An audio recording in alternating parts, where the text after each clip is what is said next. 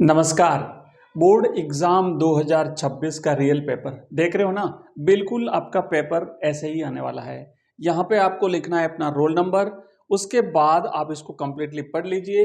नीचे दिए हुए हैं बिल्कुल सामान्य निर्देश, जो कि हर एग्जाम में हर पेपर में आपको इस प्रकार के निर्देश मिलेंगे। और अब आपका पेपर होने वाला है शुरू, बिल्कुल real paper section A. Section A में आपको पता है कि ये जो आपका अनसीन पैसेज होगा, पहला जो आपका क्वेश्चन है वो 9 नंबर का होने वाला है। यहाँ पे 9 नंबर आप देख सकते हो। इस अनसीन पैसेज को पढ़ करके आपको देना है इन प्रश्नों का आंसर।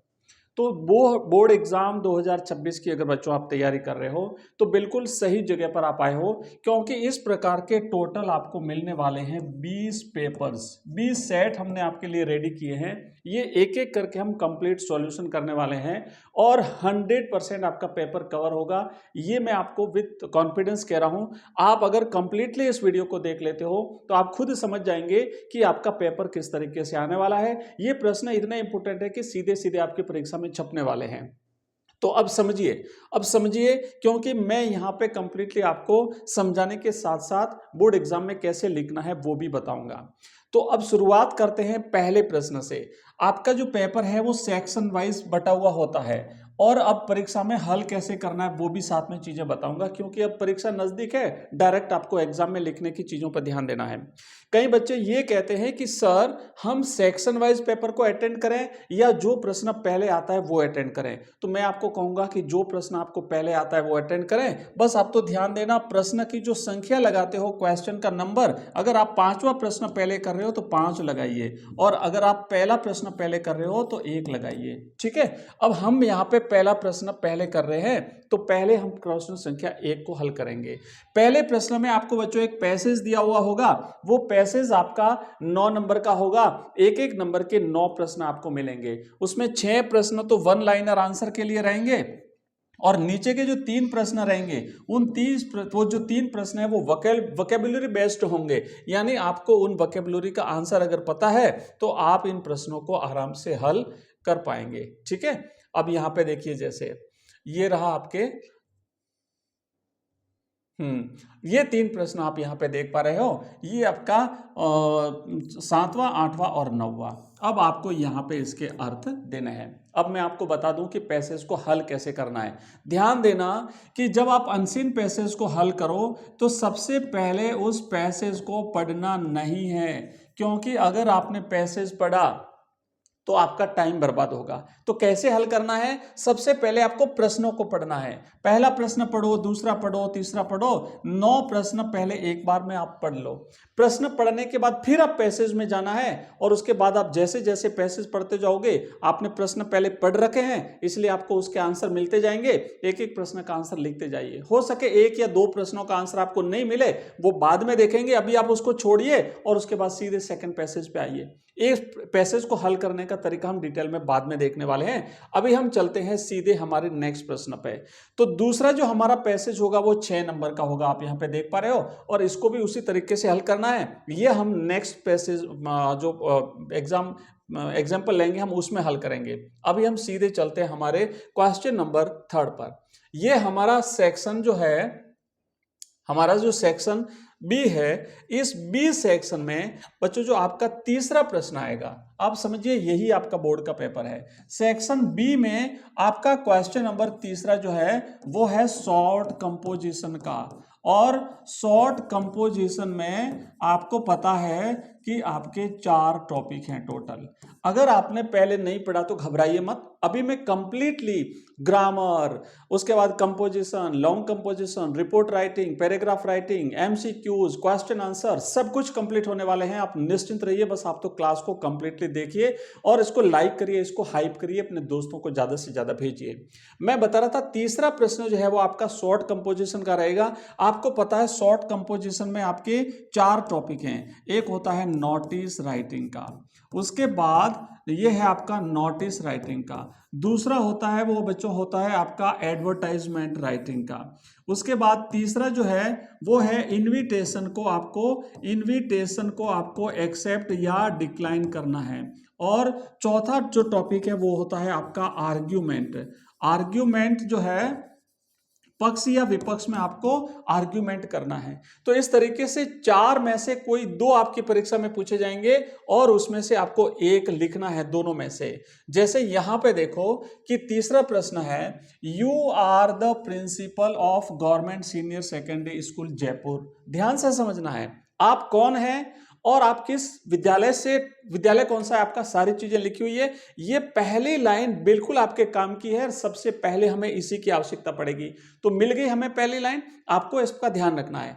आगे क्या कहा है कि draft a formal notice in about 80 words informing students about the annual sports day to be held next month. अब समझिए, पहले सब इस आप शब्द को समझिए, ड्राफ्ट की बात हो रही है। यहां पे कहा है ड्राफ्ट, राइट नहीं कहा है, ध्यान देना। ड्राफ्ट कहा है, इसका मतलब क्या है कि जितने भी शॉर्ट कंपोजिशन है वो सारे के सारे आपको बॉक्स में बनाने हैं। यानी आपको यहाँ पे एक ढांचा बनाना है, एक खाका बनाना है, एक पैटर्न बनाना है इसका, और जो फिक्स पैटर्न है वो आपको ध्यान देना है। तो ड्राफ्ट जहां भी आवे वहां आपको ध्यान देना, हमें एक बॉक्स बनाना है और उस बॉक्स के अंदर ये चीजें लिखनी है। लेकिन बॉक्स बाद में बनाना, लिखने के बाद। क्यों? क्योंकि पहले अगर आपने बड़ा बॉक्स बना दिया और अगर अंदर छोटा मैटर रहा तो फिर वो खराब दिखेगा, और या फिर बॉक्स अगर छोटा बन गया और ज्यादा लिखना पड़ा तो फिर आपको प्रॉब्लम हो जाएगी। तो पहले आपको लिखना है, उसके बाद हम बॉक्स बनाएंगे। यहां क्या कह रहा है कि आप क्या करिए, ड्राफ्ट अ फॉर्मल नोटिस, आपको एक नोटिस लिखना है, एक नोटिस का ढांचा बनाना है अबाउट 80 वर्ड्स। जैसे आपके बोर्ड के लिए 80 शब्द निर्धारित हैं तो 80 शब्दों में आपको इसको बनाना है। क्या करने के लिए? इन्फॉर्मिंग। इन्फॉर्मिंग का मतलब होता है सूचित करने के लिए। किसको सूचित करना है? विद्यार्थियों, स्टूडेंट्स का मतलब होता है विद्यार्थियों को सूचित करने के लिए। क्या सूचित करना है विद्यार्थियों को? About the annual sports day, वार्षिक खेल दिवस। आपको बच्चों को वार्षिक खेल दिवस, वार्षिक खेल दिवस मनाए जाने के बारे में सूचित करने के लिए। कब मनाया जाएगा? नेक्स्ट मंथ, अगले महीने मनाया जाएगा। तो सूचित करने के लिए बच्चों को आप एक नोटिस ड्राफ्ट करिए। समझ में आए सारी चीजें? अब अगर समझ में आ गया हो ना, तो जैसा मैं बता रहा हूं उसके हिसाब से अपने दिमाग में एक इमेज क्रिएट करिए। देखो बच्चों, जब हम नोटिस लिखते हैं, मैं भी आपको बिल्कुल लिखा हुआ नोटिस बताऊंगा, लेकिन उससे पहले, क्योंकि अगर आपके दिमाग में है तब ठीक है, अगर नहीं है ना तो अभी दिमाग में बैठ जाएगा, क्योंकि अब चीजें हमें फाइनली टच देना है। सीधे बोर्ड एग्जाम में आपको लिखने से पहले फाइनल टच जैसे देते हैं ना, वैसे आपको रेडी होना है। तो बिल्कुल आपने पहले नहीं पढ़ा तब भी चिंता मत करिए, आप तो इसको अच्छी तरह से याद कर लेना। बोर्ड के एग्जाम में छपने वाला है बच्चों, अभी भी टाइम है, कह रहा हूं याद करिए अच्छी तरह से। सबसे पहले जब हम नोटिस लिखते हैं तो पहली जो लाइन होती है ना, अभी केवल कल्पना करनी है आपको, ऊपर ऊपर सबसे पहले हम स्कूल का नाम लिखते हैं, क्योंकि हम स्कूल के प्रिंसिपल हैं। आप लिखा हुआ ना सामने, तो स्कूल का नाम लिखना है, government senior secondary school Jaipur, हो गया। उसके जस्ट नीचे वाली लाइन में आना है आपको। उसके जस्ट नीचे वाली लाइन में लेफ्ट साइड में, हमारे बाई साइड में हम डेट लिखेंगे। उसके जस्ट नीचे वाली लाइन में आना है। उसके बाद सेंटर में बीचों बीच में हम लिखेंगे नोटिस कैपिटल लेटर में, और उसके जस्ट नीचे वाली जो लाइन है वहां पे हम लिखेंगे हेडिंग। हेडिंग लिखने के बाद फिर हम सीधा हमारा जो मैटर है उस मैटर के बारे में हम बॉडी में लिखेंगे 3-4 लाइन में, बिल्कुल सिंपल तरीके से, बिल्कुल फॉर्मल तरीके से, कि all the students are hereby informed that. ये फिक्स लाइन है। फिक्स लाइन के साथ मैं आपको याद कराऊंगा, सभी विद्यार्थियों को सूचित किया जाता है कि अगले महीने, जो यहां पे लिखा हुआ है ना वो सारा सारा लिखना है। देखो क्या लिखा हुआ है कि अगले महीने हमारे विद्यालय में, नेक्स्ट मंथ हमारे विद्यालय में एनुअल स्पोर्ट्स डे का आयोजन किया जा रहा है। तो our school is going to organize annual sport day next month. ठीक है, यहां तक हो गया। जो बच्चे इंटरेस्टेड हैं वो अपना नाम नीचे लिखे नाम पर उस व्यक्ति को दे सकते हैं। तो इस नाम लिखने के बाद में लास्ट में लेफ्ट साइड में नीचे प्रिंसिपल, हस्ताक्षर, सिग्नेचर प्रिंसिपल, बस वो जो है यहाँ पे सिग्नेचर करना नहीं है, खाली नाम वो उसका लिखा जाता है, प्रिंसिपल और government senior secondary school Jaipur, बस इतना लिखा जाएगा, है ना। साइन वाइन यहाँ पे नहीं करने होते हैं।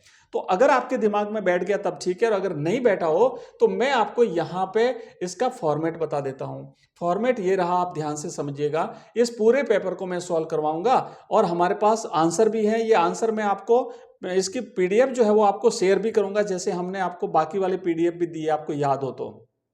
बाकी वाली जो पीडीएफ हमने आपको दी है टेलीग्राम चैनल में, उसी तरीके से हम आपको ये भी दे देंगे। अब ध्यान से देखो, जैसे हमें अब चूंकि देखो थोड़ा सा ये क्या हुआ है कि आधा इस पेज पे रह गया और आधा नेक्स्ट पेज पे चला गया, तो थोड़ी सी प्रॉब्लम हो रही है। तो सबसे मेन चीज ध्यान देना, आप भी जब एग्जाम में जब नोटिस लिखो ना, तो बिल्कुल नए पेज से शुरू करना है, बिल्कुल फ्रेश पेज से शुरू करना है। अब यहाँ पे जो नोटिस हमें लिखना होता है, तो हमें सबसे पहले कहा ना स्कूल का नाम लिखना है, तो आपको लिखना है government senior secondary school Jaipur. Heading में सबसे ऊपर स्कूल का नाम आ गया।